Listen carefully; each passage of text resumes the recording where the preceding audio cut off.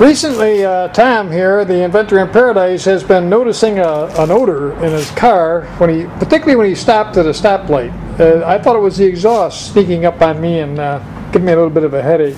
When I got back to my warehouse, I pulled in the building and thought I'd take a peek, see if there's something obvious.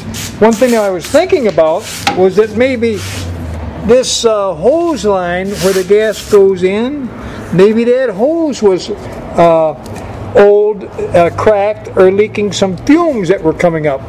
And my hand brushed against the gas line, which is here. And you know what? It didn't take me but a couple flicks of it. And look at this, it broke right off. It snapped off the gas tank.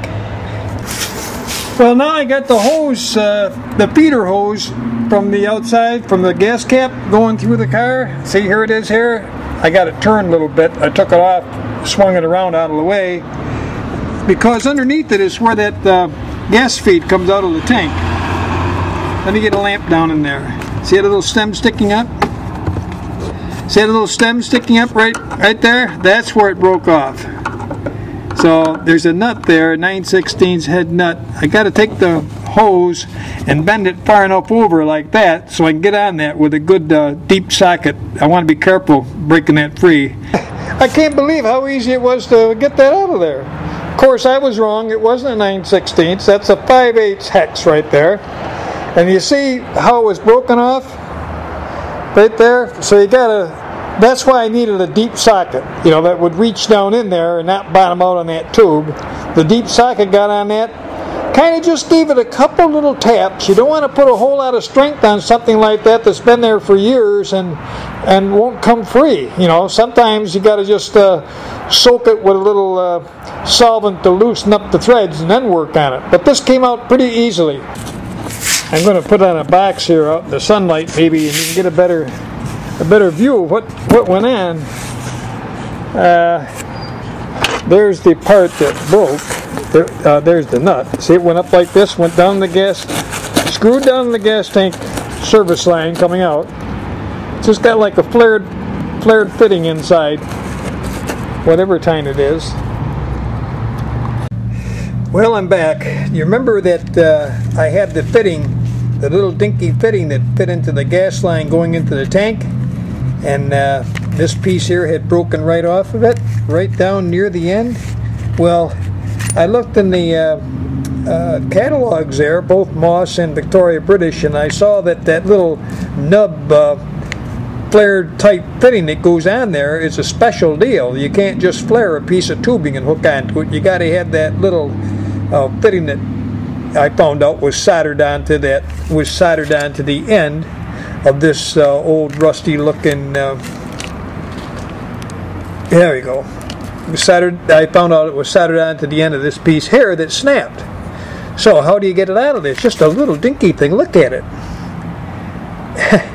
I had to put a pair of vice grips on the very, very little end here that was sticking out. See how I distorted it pressing down on it when it got hot? And it had to get hot because that pipe is real old. And finally I got the solder to loosen up by twisting it back and forth a little bit. Finally popped it out. And I'll show you what I did. Now I got the lamp down here so you can see the portion is still existing coming out of the fuel tank. That's where my new fitting has to go on to. And now you get a picture of it coming up on the other side towards the fender well. So you have to have a bend in that tubing to keep it down beneath this hose. It has to be down in there. And then I bent it in such a way that it came over and rested.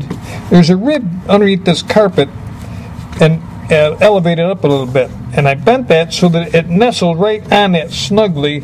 So if anybody throws anything in the trunk and hits it, I don't want the force to be jarring that fitting again. Maybe that was the problem in the first place.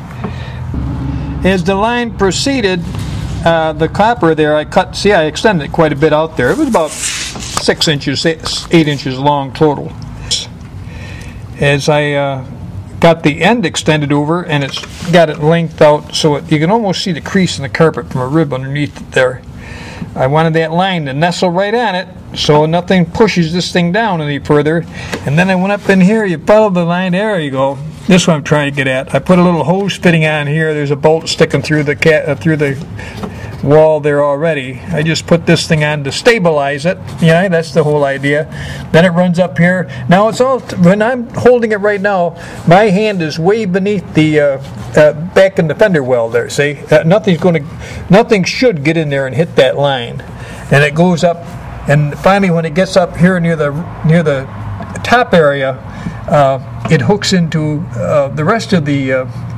It looks like continues on through. See, goes up and through there and up into the car. So that's the deal. I think I got it resolved. Now, after I did all this, I did start the car. It started, and it ran it for a while to keep a light down here on this and see if I had any moisture at all. So with all that said and done, I guess I can get the heck going, make my wife happy, take her to lunch. You got if you got an MGB and you're working all the time, you're spending money on it. Here's a secret: take your wife to lunch every once in a while. Takes off the pressure. Okay, I'll check with you later.